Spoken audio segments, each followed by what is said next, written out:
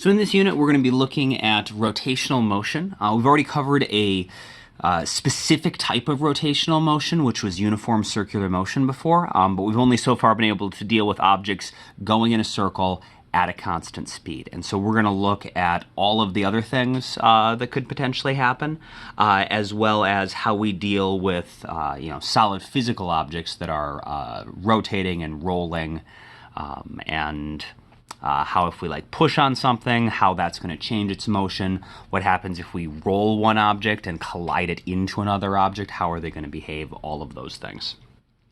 And something that we need to have a pretty good understanding of in order to make sense of the equations here are radians. And I know you know radians from math class already, or at least how to how to use them, how to convert between degrees and radians.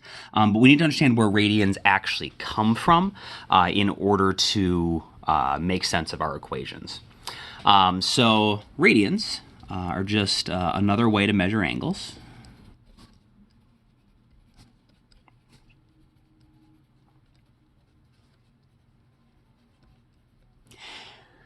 And in physics, we like to use radians because they're a more fundamental quantity than degrees. So degrees, someone arbitrarily decided to cut a circle into 360 pieces and call each one a degree, because before calculators were widely available, 360 is a number that's easy to divide into 2 pieces, 3, 4, 5, 6, 8. It has a lot of possible denominators.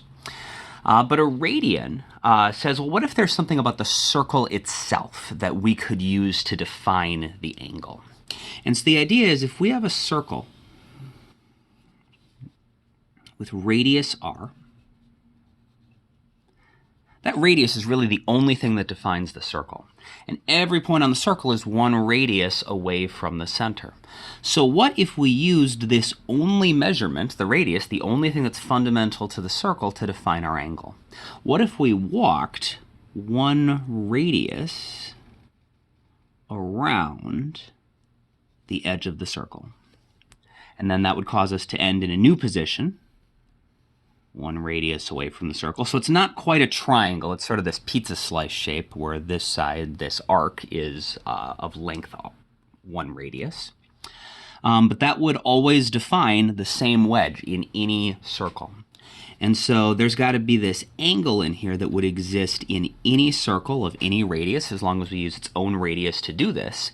And that angle, that's what we call 1 radian. So a radian just means that we have traveled 1 radius around the circle. And so if we wanted to figure out how many radians an entire circle is, for example, we would take, the path divided by the radius is going to be the number of radians, so the length of the path, or we call this the arc length.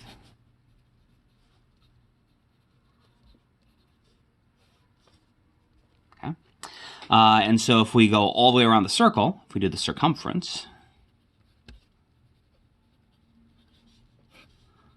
over the radius, we're going to get 2 pi r for the circumference divided by the radius r. And so those cancel out, and so you can see the number of radians we get, which we get when we, if we're going 2 pi radiuses around, then that's, 2 pi radiuses means that it's got to be 2 pi radians. And so 2 pi is going to be the number of radians going around a circle. So that is where the idea comes from, that 2 pi radians is the same as 1 revolution or rotation is the same as 360 degrees. It's not because someone just arbitrarily decided that 2 pi would make the calculus clean or something. It's because we're literally just measuring how many radiuses we've gone around the outside edge. Okay, so using radians as our way to measure angle, we can define position in a circular motion or a rotating problem using the angle. And we call that measurement the angular position.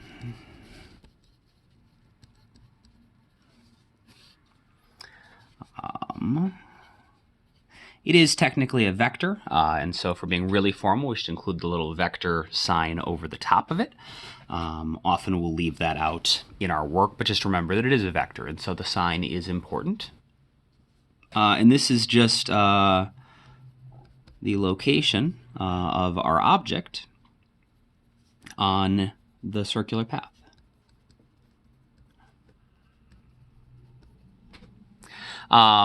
Now, just like with regular position, you can measure the position relative to any origin you want. And as long as you always define your origin the same way throughout the problem, the math is going to work out.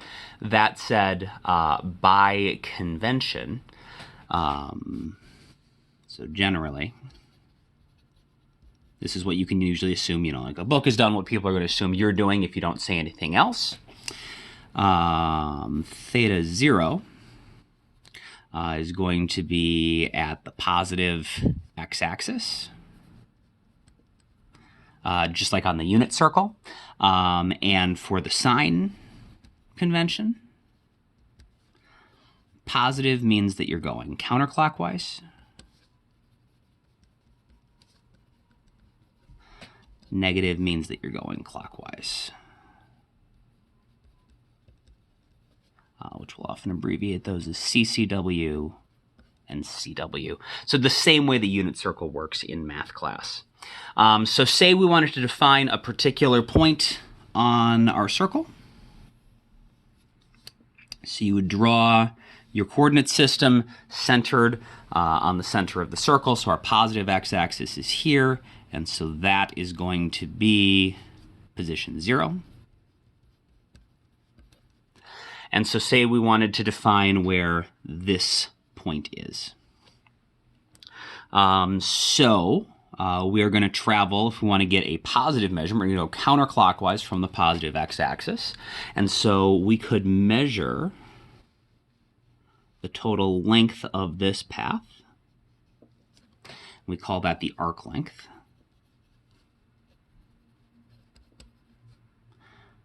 The symbol for arc length is generally S, so we can measure the total, how far it is, in meters from that position.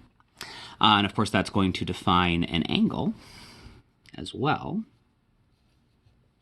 And we know that radians is just describing how many radiuses long we have traveled around the edge, or how many radiuses long our arc length is. And so that means that we can find our angular position by just taking the length of our arc length and dividing it by the radius. And that'll tell us how many radiuses we traveled around the edge, which means that's how many radiuses or how many radians we've traveled. Or if you know the number of radians, you can work backwards and figure out the arc length, or you could use it to solve for the radius of the circle as well. One thing I want to note quick is you might notice that the units in here do something a little bit weird. So we would measure the arc length in meters, the radius in meters, and when we divide them out, meters over meters would cancel out, and so it seems like this should actually not have a unit at all as opposed to radians. And that's because radians aren't a unit in the normal sense. They don't follow our normal rules for like combining units and doing dimensional analysis, because radians are just a ratio. They're just describing what the ratio of your arc length to your radius is. How do I want to say this? Radians are not a unit in the normal sense.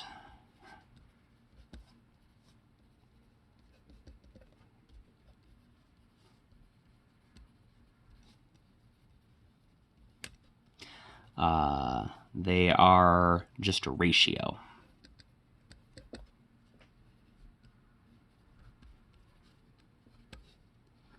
Of S to R. And so they're not going to combine with other units in the normal way. So if we look at the units for our equation here, the units would be meters over meters.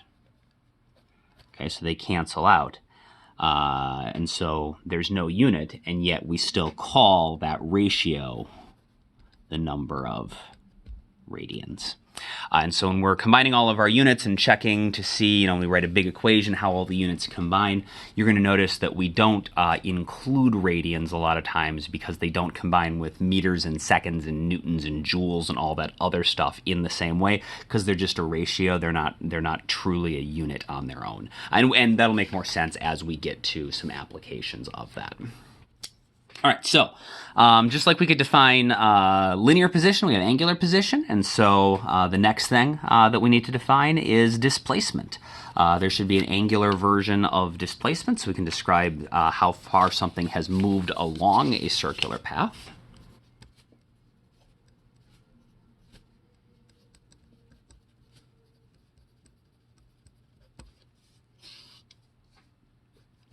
And just like regular displacement is, delta x or delta y or delta s or whatever you're using for your linear measurement, the angular displacement is going to be delta theta. And again, it's a vector. It uses the same sign convention. The positives and negatives mean the same thing as before. And this is just how far our object has moved around the circle.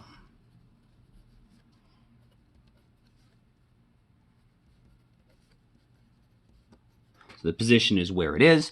The angular displacement is where it has ended up. And the equation, hopefully pretty obvious. It's just the final minus the initial angle.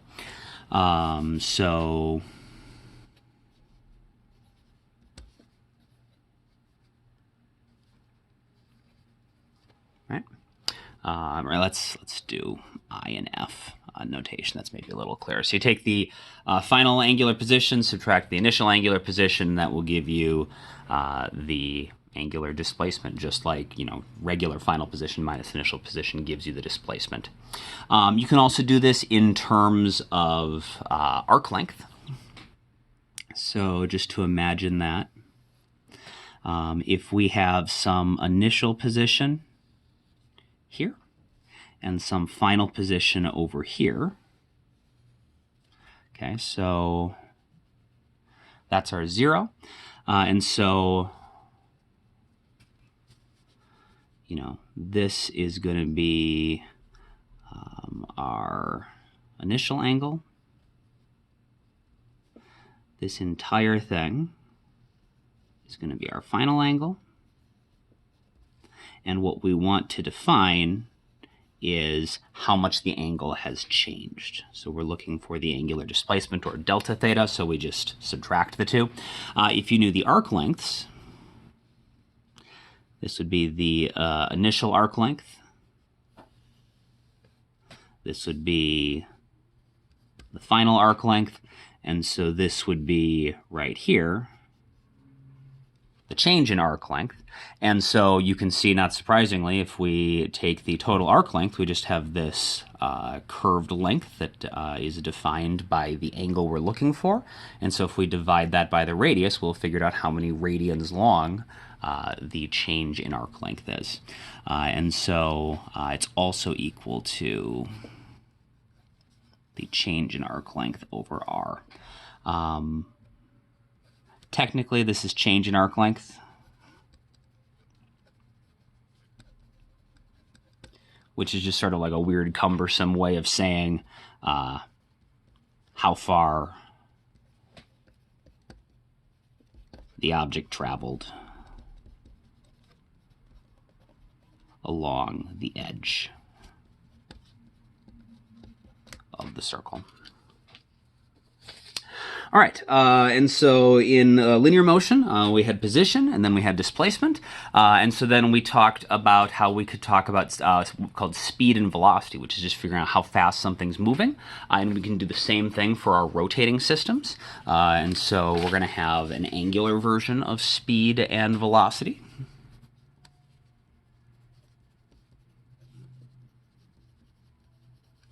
The symbol is omega. It's a lowercase omega. So this might be different than what you usually think of as omega, but it's a lowercase omega. It looks sort of like a fancy curly Q W, but it's not a W.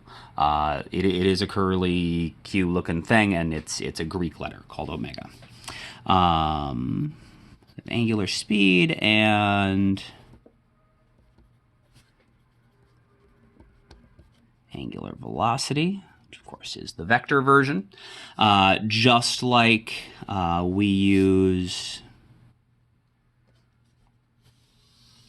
v for both speed and velocity, we use omega for both angular speed and angular velocity. And so the equations are really similar for both, and just from context, you should know whether or not, we use the same rules we would for linear motion, whether or not you need the speed or the velocity. If you're using the vector version, remember the sign's going to be super important. And so this is exactly what you would imagine it is. Regular speed is how fast the object is moving, along a straight line path. Angular speed is how fast the object is moving along the circular path.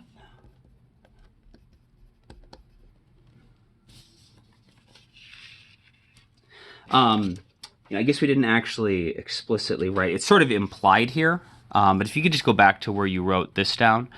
So the angular position, just make it really clear. The unit, sort of our default unit, is going to be radians. Like meters is our default unit for length. Radians is going to be our default length for angular position, which is sort of implied by the equation. You could measure the position in degrees, but radians is going to be our default. And so likewise, the default unit for angular speed is going to be radians per second, which we're often just going to write as rad per s. However, there are several alternate units.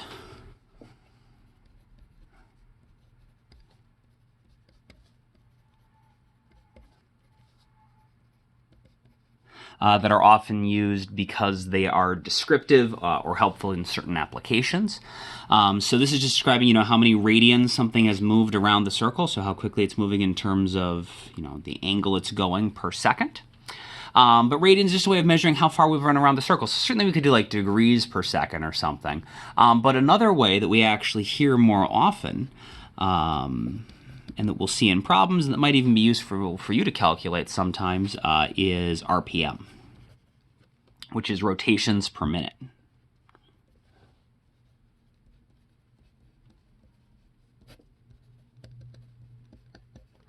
And that is just another way of describing the angular speed. It's just a different unit. It's like using miles per minute instead of meters per second. But the number of rotations defines how much of the circle you've gone around just as well as the number of radians does. And the number of minutes defines the time just as well as seconds. And so if you see something described in RPMs, that's actually giving you the angular speed. The equation is what you would probably expect. If you know your position, and we want to just figure out how fast it's going, if we do the change in position over the change in time, or the displacement over the change in time, that'll give us the average angular speed. So I guess we should call that average angular speed, just like regular average speed was displacement over time, which is also going to be our angular speed if it's constant.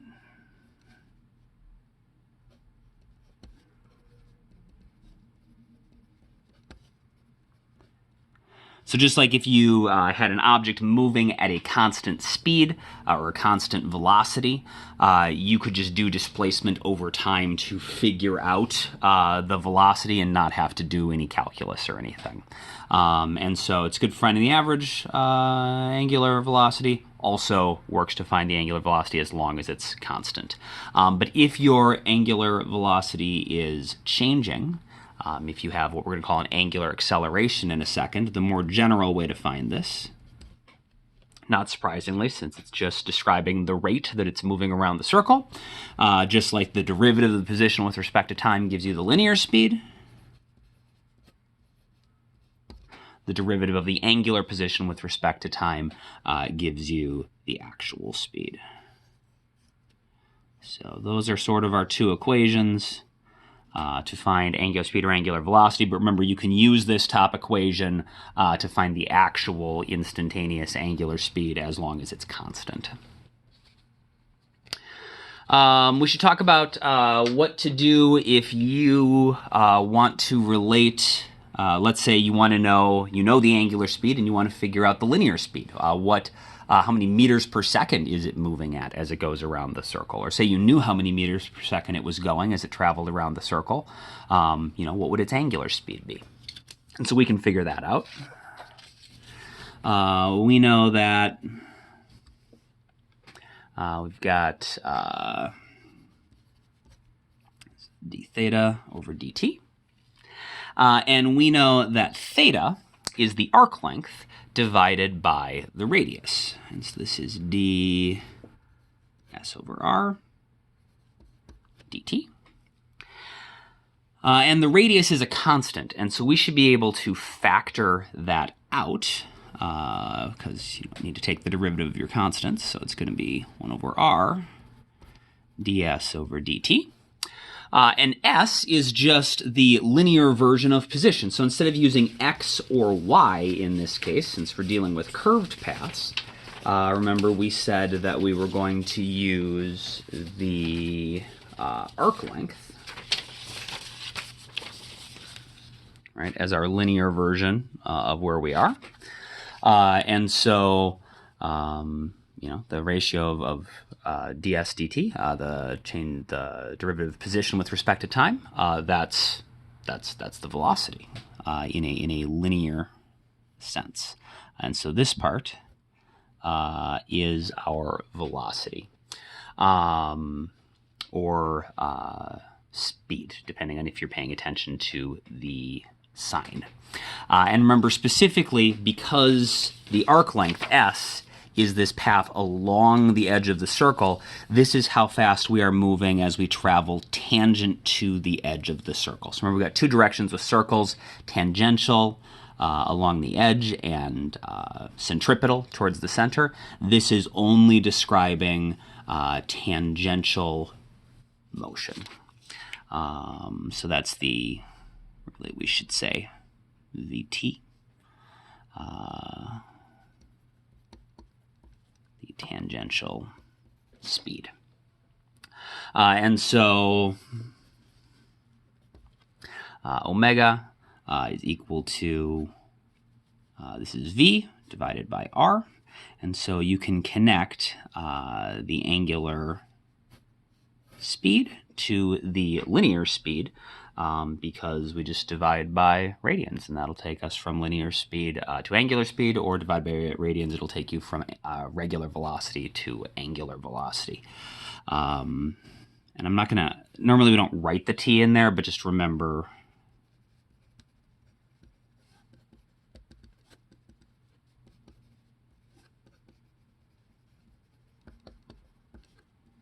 that's the tangential speed or velocity. If you're moving in just a regular circle, that's the only speed you're going to have. But if you're like spiraling inwards or spiraling outwards, you then both have a speed that is tangent to the circular path and one that is either spiraling, inwards or outwards, some sort of radial direction. And so if we deal with complicated problems, just remember this is the tangential one, but normally it's the only speed there is, so I'm not going to write the little t after it. And then finally, the last quantity, not surprisingly, is there should be some angular version of acceleration.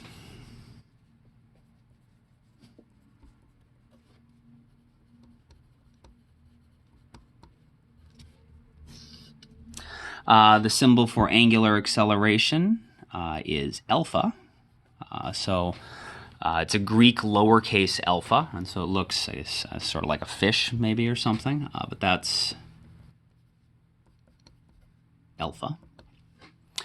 And it's just like regular acceleration is the rate the velocity is changing at. Angular acceleration is just the rate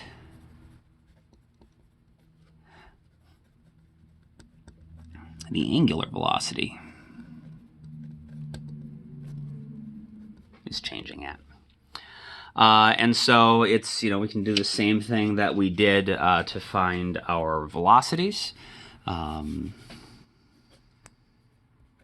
The average angular acceleration is just going to be the change in angular velocity over the change in time, which again is equal to the angular acceleration if your angular acceleration is constant. And just like in linear motion, we had lots and lots of situations where even if the velocity wasn't constant, the acceleration was. That is going to happen in rotational motion as well for largely the same reasons. There will be lots of problems where instead of having to do any calculus, you can just do this. But as long as the acceleration is going to be constant, you can just take the change in angular velocity over the change in time to get your angular acceleration. But if it is a more complicated variable situation, you can always do the calculus as well. It's just the rate the velocity is changing at, and so by definition, the angular acceleration has to be the derivative of the angular velocity compared to the derivative of the angular velocity with respect to time. And we can see, again, how to connect this to linear motion, just like we had a way to connect our angular velocities to angular motion. That is the derivative. Remember, omega is v over r.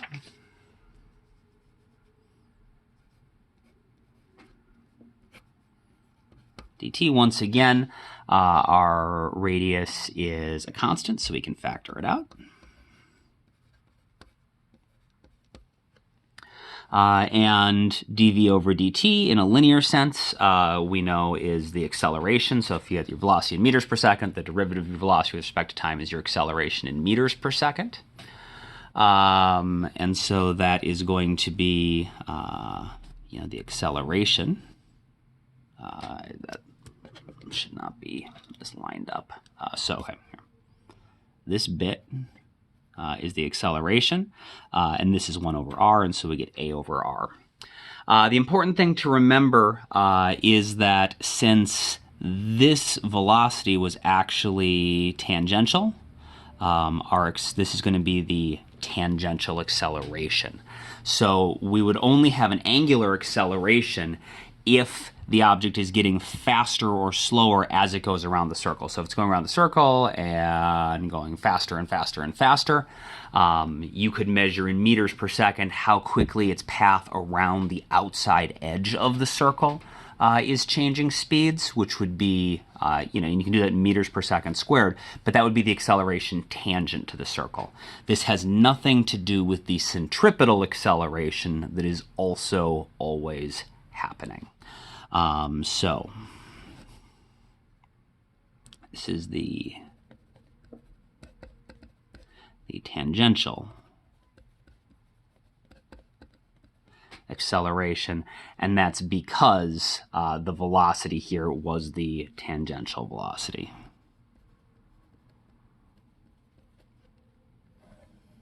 Okay, because that is the tangential speed or velocity, depending on what exactly you're doing. And so the last equation here is that alpha is going to be the tangential acceleration, how quickly the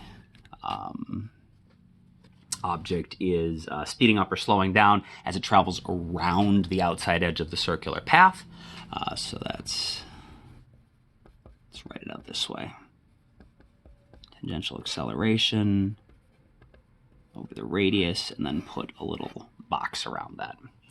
And so for uniform circular motion, Although in uniform circular motion, we still have that centripetal acceleration, that acceleration towards the center that explains how it's changing its linear path. If you have uniform circular motion where you're going at a constant speed, a constant tangential speed, that would mean that you have a constant angular speed. So if you're in uniform circular motion, you're going to travel the same number of radians each second. And so, of course, the derivative of that is going to be 0. You're not going to have an angular acceleration if you have uniform circular motion because the number of radians per second you're traveling is not changing, which also means you're not going to have a tangential acceleration because the number of meters per second you are moving is not changing. So for uniform circular motion,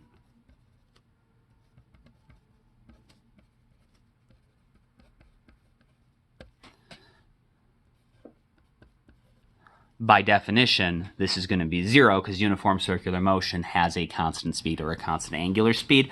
We are only ever going to deal with angular acceleration when we do non-uniform circular motion problems. Problems where the object is changing speeds. It's spinning faster or spinning slower. So, you should have noticed by now there's a lot of patterns and similarities between the linear and angular versions of all of these things. So, let's make a little table to sort of put everything together and get everything into one place. We have all these why can't I spell? All these quantities. And there's both a linear version and an angular version, or a rotational version. And then we have a bunch of relationships that connects them.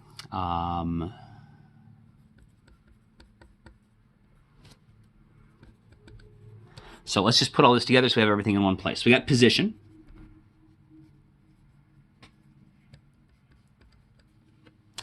And so the linear version could be x, could be y. In this particular set of derivations, we used s for the arc length. And then we had displacement, which was delta s. And then we had speed or velocity,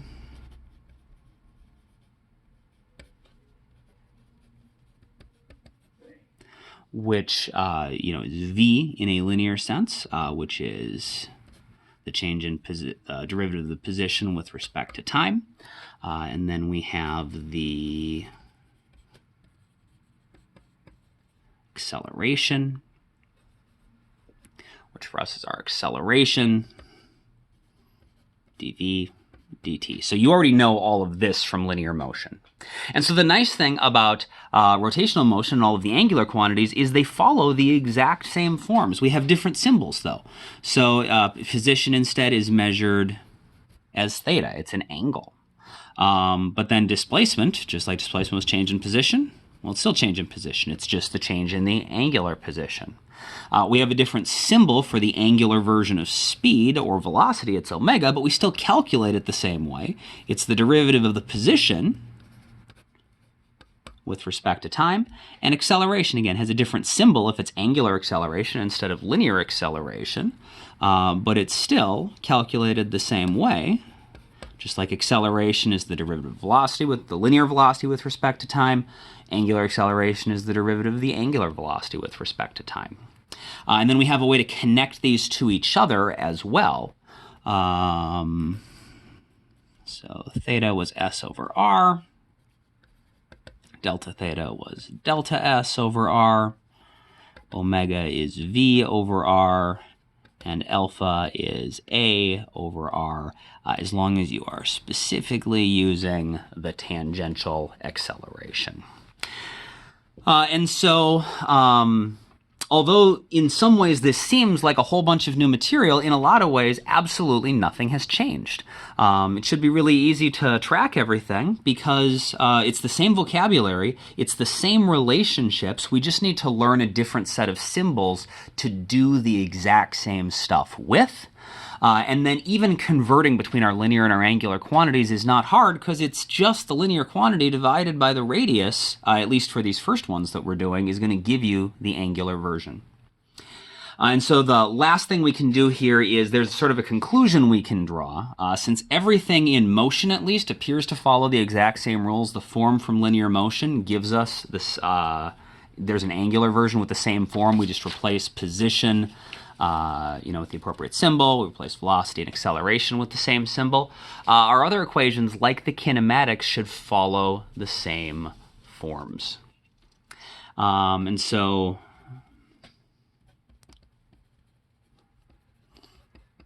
linear motion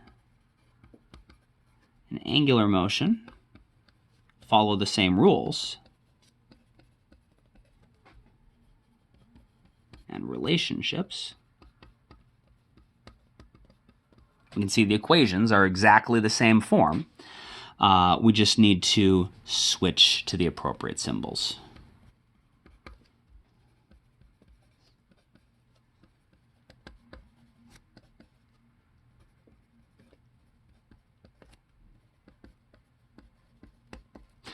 Which means we're not going to completely rederive the kinematic equations because the derivation would look exactly the same. But we can write an angular version of the kinematic equations.